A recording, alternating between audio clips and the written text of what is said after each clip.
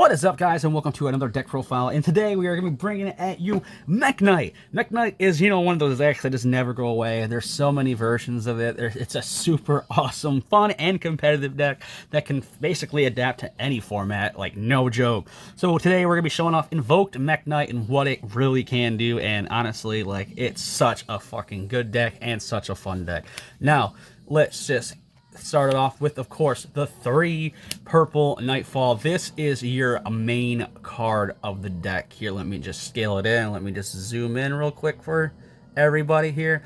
Now, Mekk-Knight Purple Nightfall is the best card in the Mekk-Knight deck without a doubt. Like, this card is your searcher for the deck. This is just, it gets the ball rolling, and it's a level 8. Helps. It's really important with that. And, of course, it's a 2500 beat and stick for OTKs, because Mekk-Knight is, in this build specifically, is a blind go in second deck with the Invoked engine to help it out if it has to go first. So, next, of course, we have 3 of the Blue Boy. I know some builds cut the 3rd Blue Boy, but honestly, Blue Sky is really good. Like, not gonna lie, I love Blue Sky. Honestly, he's warranted to be at 3, so I love Blue Sky. Again, similar to Purple Nightfall, on summon, either special or normal from hand, you can add 1 Mekk-Knight monster with a different names, except for Blue Sky from how many cards in your the same column as he in. So you can get up to a +2 off in this guy. Like, the +2 is too good not to have, like, honestly. The last 3 of Mekk-Knight we have, of course, is the Gearsu. Gearsu is literally 1 card starter for the deck. He is your main committed normal summon. That and Alistair is. Like, on summon, you can send an Orcus or World Legacy card from your deck to the graveyard, and then if there's 2 or more other cards in this card's column, you can treat him as a tuner. But that really don't matter, really. But it's most of the million effect to send your Chalice to deck to grave. And then, of course, he makes the tokens, which sets up the columns in your opponent's side of the field and helps you go into link plays. So, Gearsu is absolutely insane.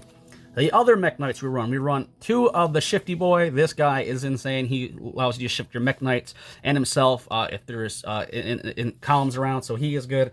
Then we have the 1 Red Moon and the 1 Yellow Star. Now, Red Moon is pretty interesting. He's a targeting pop of a monster, so he's pretty good. Yellow Star is actually really good in this format because it pops a spell and trap card in the column field. So, back row decks are really important, really prominent right now, and, Yellow Sky really helps with that. So, those are our little, like, other name Mekk-Knights. And then we have, of course, the 1 World Chalice. This is what we send off in Gearsu. So this is kind of, in a sense, the only brick we have in the deck. So this card sucks to see, but it's not a complete brick. Then, of course, we have the best, one of the other normal summon of the deck, Alistair. He, again, is going to be around in another format, and, summoning Alistair is just as good as, when it first came out. Alistair, nothing else to say. We all know what the Alistair stuff is. Love Invoked.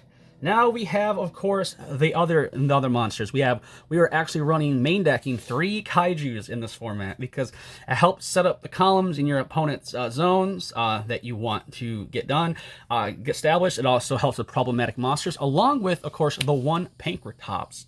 Now, I love this combo.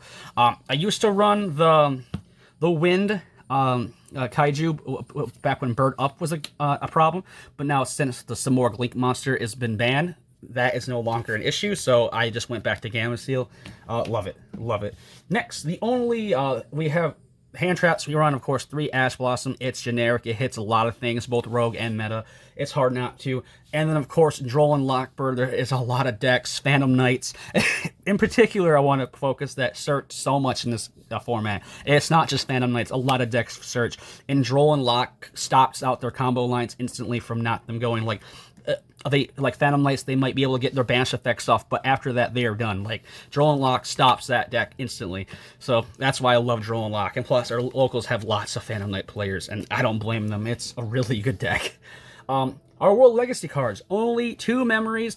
It's a cool card. It tuners out a Mekk-Knight right from your deck into it, right onto the field, but it locks you into Mekk-Knights for the rest of the turn. So it's interesting. So it's something I usually just save up for the end of the combo. So it sucks, but it also gets you out in a pinch if you have nothing else. So I love it at 2. 1 Succession, and we do run the 1 Key. This is our World Legacy spell lineup. Love it. It is really, really cool. Key is actually really good in this format because You know, skill drain's at 3 now, so World Key can shut that down right away. And Succession, of course, is the built-in Monster Reborn. So, love it. Next, we have, of course, the other, because we are a blind going second deck. We want to go second. We want to break boards. What other card to break boards is Super Poly. This card gets rid of anything that's annoying. DP, it's nuts. It's nuts. This thing ends everyone's boards. It's get rid from DPE, Dragoon, anything, gets rid of it, gets annoyance, and then it gives you some, you know, ways to OTK and just, you know, break boards. Next, because we run the Invoke, like I said earlier with Alice, we run, of course, the 3 Meltdown. Meltdown, love it. It is broken, and of course we follow suit with the 2 Invocation. This is our little Invocation thing. Don't run 3 Invocation because, you know, this is just standard at this point. Say 3 Meltdown, 2 Invocation, because having too many Invocation does get a little bricky. So that is the end of our Invocation. Next, we have a couple power spells. Harpy Southern Duster. So good in this format now because, like I said, pre-mentioned, 3 skill drain, a lot of back row deck. Eldritch is around right now early in this format, so this card definitely helps out. I also side out tons of back row hate in the back. And also Prohibition. I love Prohibition because you just activate Prohibition and you call a skill drain, and it's pretty much GG or anything else that I'll just use. So Prohibition is like one of my go-to like side decks now. So I don't run it main. It's only a side card deck. I love Prohibition. Desires. The shocking hit on the ban list to 1, but now you won't have the problem drawn into Desires no more. So I guess we got that, but it just helps out our draw spell. Also Upstart Goblin as well. Now if you do have the budget, you can easily sub Pot Desires and Upstart for Pot of Prosperities. Pot of Extravagance, I would say, is a little too risky for this deck because we want certain combo pieces for our extra deck, so banishing a certain one kind of sucks. So, yeah, Prosperity, I would think, is a lot better in this deck than Extravagance. Our last spell is Called by the Grave because, you know, we want to stop combo lines, and our only trap is World Legacy Secret.